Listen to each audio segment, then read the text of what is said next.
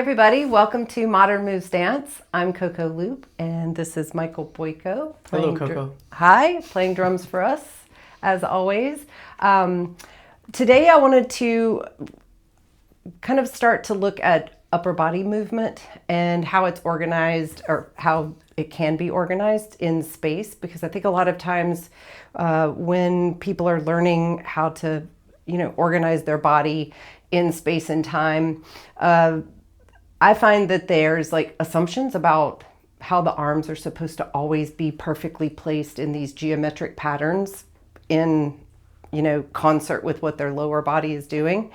And I wanted to kind of dispel that myth a little bit and just look at some of the general ways that the arms move through space.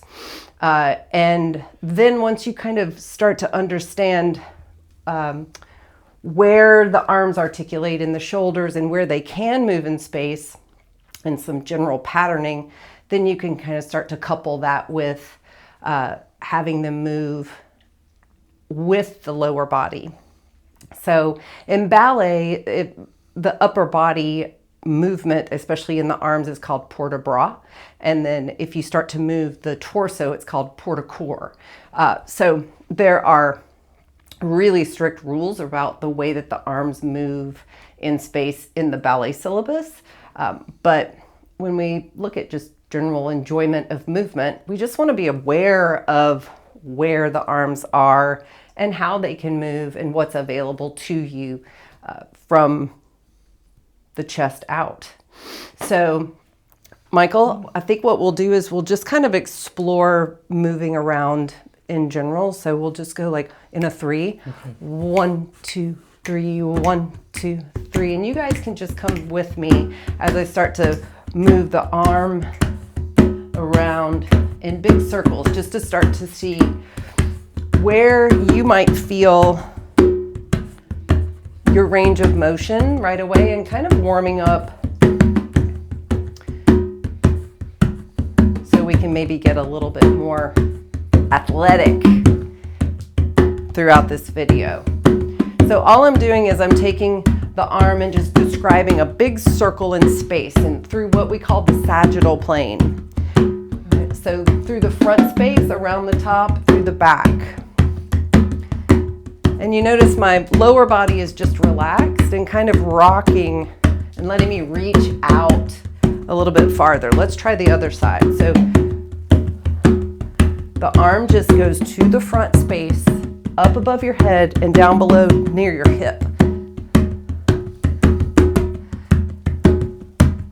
Right, and you might feel the chest kind of opening up a little bit, trying to explore a little bit more space. Okay. Now we're going to take those same circles and we're just going to move them through what's called the coronal plane, or the door plane. So this is describing a circle almost from your left to your right, or your right to your left. And then we can reverse that. So the bicep is scraping by the chest and then opening the armpit as you go. And you notice my weight shift in the lower body is now going side to side. Right. So let's try the other arm. Right. And depending on the health of your shoulders,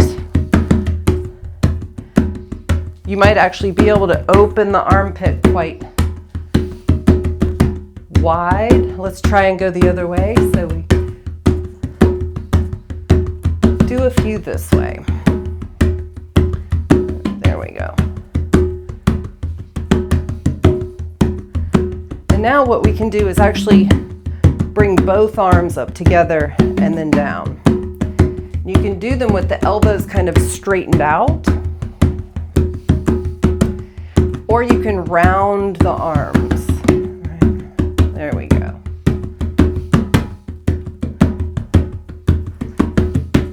Really feeling the latissimus dorsi lengthen out here. Beautiful. Good. And now we can have both of them come to the side and then come down. Right to the side, shoulder height, then come down. and then up above your head and come all the way down. Up above your head and come all the way down. So we can go halfway and down, all the way and down, and then halfway. Good. And then all the way up above your head. All right, that's great. So as you can see, there's this ability of the upper body to really swim out in space in front of you and behind you, and then all of this space to the side of you. Now, of course, the points in space are infinite, and your upper body can reach out and radiate into any of these spaces. But when we start to look at ways that the upper body helps to support what we're doing, or actually even provide lift or weight or assistance into gravity, then the upper body becomes a really integral part of our full movement. So the more that we can kind of understand how these big long limbs are moving and helping us, then I think the more we can kind of get into a natural connection to your own coordination. So let's look at a little pattern, right? So let's have the right arm go. Actually, I'll mirror you. This is your right arm. The left arm, and then from the bottom up and down. Okay, that's a really simple pattern. So we make a circle with the right arm through the sagittal plane. We pick up on the left arm, and then from the bottom, we just do a big circle and down. And what I want you to kind of play with is adding this bend in the knees, right? So we start to connect the upper body to the lower body. So as we reach, we're going to bend our knees and then stretch our knees, and then bend and stretch. And then here at the bottom, bend and stretch. You can even look up if you want to feel a little bit more expansive, and then bring the arms down, right? So we have this almost like expanding and not deflating, but relaxing, and expanding and relaxing. And the legs go with the arms. So you start to organize the full body. Now, these patterns can be choreographed or composed in infinite different ways. We could have up and down and up and down and up and down and up and down. We could do a million different things. But this is just a simple pattern to get you to start to understand that you can organize the upper body to move with the lower body. All right, Michael. 1, 2, 3, 1, 2, 3, 1, 2, 3. Here we go.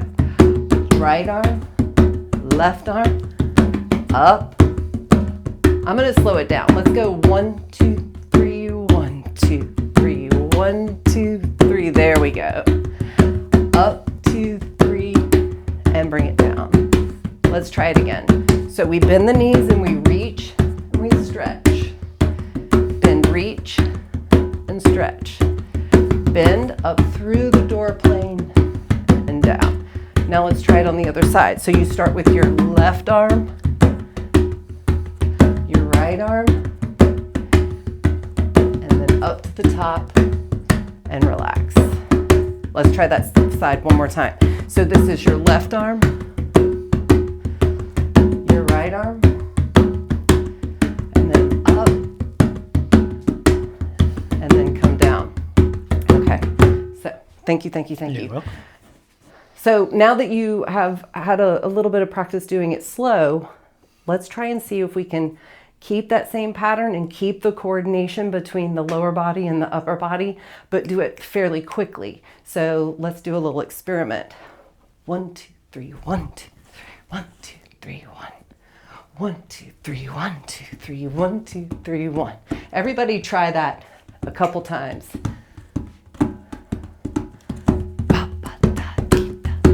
Ooh, I'm even behind. 1, 2, up, down, 1. So keep the body, the lower body, almost bouncing underneath. Yeah, so if you actually let the lower body bounce, So the knees kind of go into gravity and come out. They will almost propel the arm up and through space. Right? So there's almost a fall and rebound. Down, up, down, up, down, up, down, down, up, down, up, down, up, down. Can we try that? Yeah. Let's start on your right side. Here we go. Up, up. Here we go.